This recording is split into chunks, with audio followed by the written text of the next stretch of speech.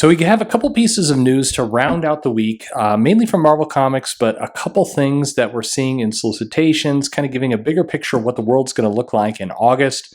From Marvel with Ten of Swords, with some of the changes made to Empyre, we're getting more of a view of when the scheduling is going to occur, and we're starting to make a little bit more sense of the world day by day. So let's get into that news.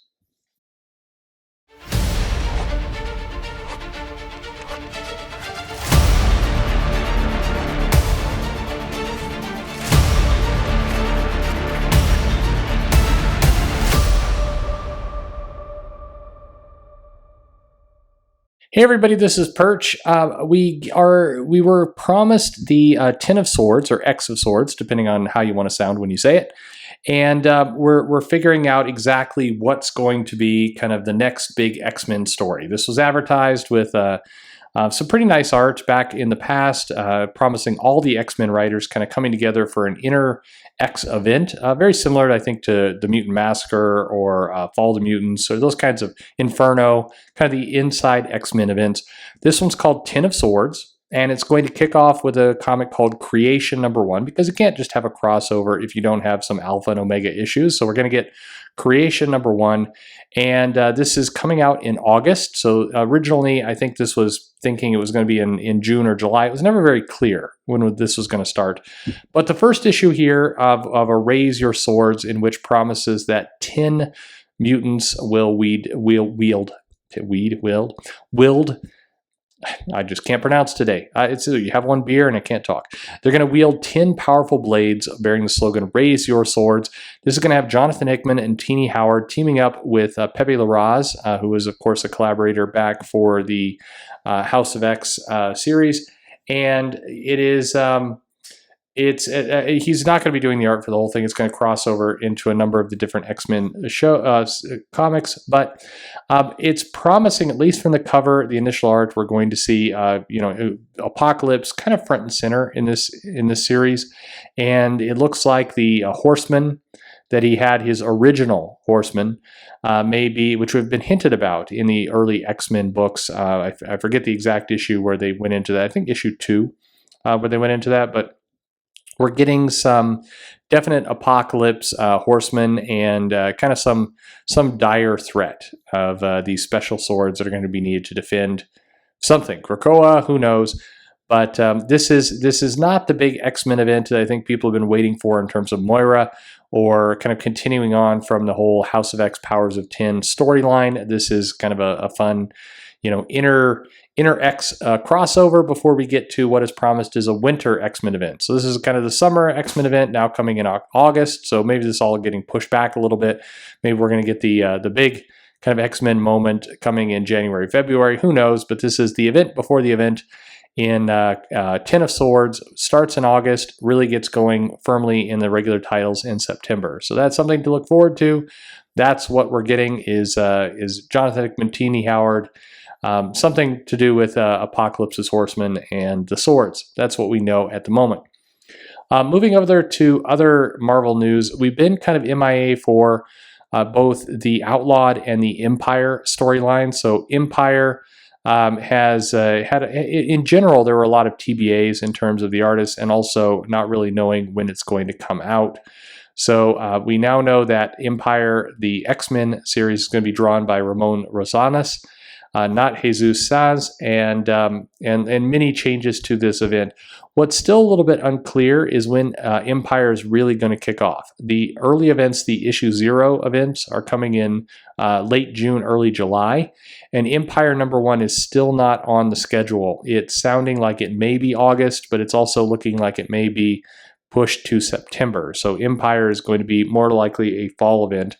It also begs the question of some other events that Marvel's been pushing, like the Null Invades, the kind of Venom storyline that was intended to be in the late fall, kind of early winter, and now that's looking like it may be kind of later in timing. I'll be a little bit surprised if they do the Null event this year. It feels like that's going to get slipped to maybe a December tease, January type event. We'll see, but that's kind of how things are moving around. Like I said, we still don't have an update on Empyre. We do know that several of the Empyre sub-books and Outlawed books are likely going digital only. Outlawed, we know this for sure. Empyre, we're still not sure. From what we're hearing from Marvel, there's still a lot of confidence in Empyre as an event, and that they still believe this is going to be a big seller, a big thing for them, but it just looks like it's going to get delayed out a little bit. Hopping over to DC, August is really the first month where it looks like DC is running more or less at full power. We've got all the titles coming in. We're well into death metal at that point, as well as some of the crossovers. We have Batman shipping again, and we're into the Joker War, and a lot more of that kind of the worst Joker attack is what they are teasing, with the Joker army getting bigger and bigger, and a virus being set loose. That's a timely storyline, right? A virus being set loose that really kicks this whole thing off. But otherwise, by the time we get to August for DC, we're really into death metal. We're into the Joker War. We're into kind of more follow-ups that we're seeing from Superman and continuing those storylines. Leviathan is back up and going again. DC has looked like they're mostly back to normal. Marvel, it's a little hard to tell. They're still kind of fooling around with when comics are exactly going to come out. And I expect within the next week or two, we're going to get a final list of what's going to be digital only now, what comics are just going to be pushed out of regular print into digital. So we should know that relatively soon. Outside of all this, a couple other announcements that have been made. Mark Waid and Neil Adams are teaming up to do a Fantastic Four series. I'm hearing that that's going to be a 4-issue series, but nothing is for certain. And my quote unquote source is a former editor, so you should take that with a grain of salt. I don't think you should take that as firmly serious just yet. But Marvel is doing a thing right now where they're trying to bring some classic creators together to do very limited series or limited runs on things. This makes sense if you think about them starting back up their business, that they get some kind of surefire people in theory. And Neil Adams and Mark Waid is a bankable group, despite what people might think of Mark Waid. It's a known team doing Fantastic Four, so that's relatively new. There's still a lot of kind of flailing around all over the place, and it feels like in general the comic companies haven't quite figured out. I mean, Diamond is doing their kind of pandemic collectibles thing. There's a lot of people trying to figure out what the new normal is. I think they're dipping their toe in the water. I would expect to see things really hit in November, as when comics are really feeling like they've got their act together. I think between August and November, you're going to see different levels of preparedness. I think DC will have 3 Jokers kind of well underway. They'll have Death Metal one over there. DC, I think, will be clicking kind of on all cylinders, where I think Marvel, it's going to take a few more months to really figure out exactly what's going on. DC, of course, still has one big question mark, and that's how everything's leading to 5G. What is 5G, or G5 rather? How are they exactly doing this? Scott Snyder is promising a big crescendo to the DC universe with death metal. So what does the world look like beyond?